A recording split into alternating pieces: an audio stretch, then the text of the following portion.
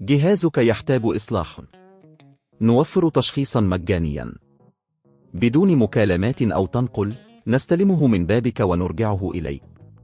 قبل الإصلاح نرسل عرض السعر ونكمل بس بعد موافقتك. بسيط وشفاف واحترافي. الرابط في الوصف. مرحبا بكم في دليلنا التقني حول كيفية استبدال غلاف شاشة لينوفا واللابتوبات فليكس 5. في هذا الفيديو سنأخذكم خطوة بخطوة لإجراء هذا الإصلاح بسهولة واحترافية. لنبدأ. أولاً، قبل البدء في عملية الاستبدال، يجب أن نتأكد من تشخيص المشكلة بشكل صحيح.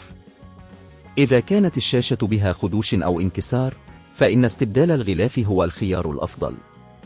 يمكنكم الحصول على تشخيص مجاني من خلال زيارة أقرب مركز صيانة معتمد. الآن، دعونا نجمع الأدوات اللازمة. ستحتاجون إلى مفك براغي، أداة فتح، وشاشة عرض بديلة. تأكدوا من أن الشاشة البديلة متوافقة مع نموذج اللابتوبات فليكس 5. قبل البدء، تأكدوا من فصل الكمبيوتر عن الطاقة وإزالة البطارية إذا كانت قابلة للإزالة. فتح الغلاف الخلفي باستخدام مفك البراغي. قوموا بإزالة البراغي التي تثبت الغلاف الخلفي. بعد ذلك، استخدموا أداة الفتح لفصل الغلاف بلطف. فصل الكابل. بعد فتح الغلاف، ستجدون الكابل الموصل بين الشاشة واللوحة الأم.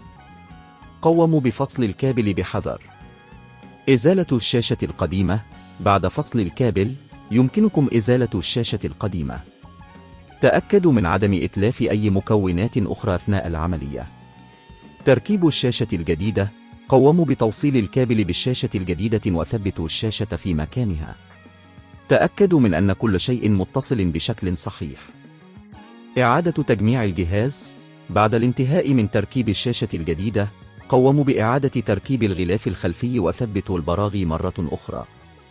اختبار الجهاز. قبل أن تنتهوا، قوموا بتشغيل الجهاز للتأكد من أن كل شيء يعمل بشكل صحيح وأن الشاشة الجديدة تظهر الصورة بوضوح. تذكروا، إذا كنتم تواجهون أي صعوبات، فإننا نقدم خدمة الاستلام من المنزل لإجراء الإصلاحات. فقط اتصلوا بنا وسنقوم بذلك بكل سهولة.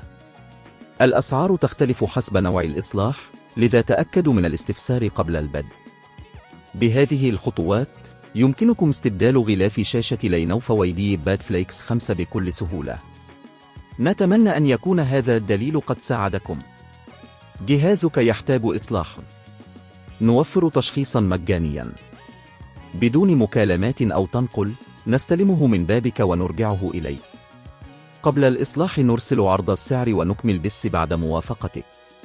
بسيط وشفاف واحترافي. الرابط في الوصف.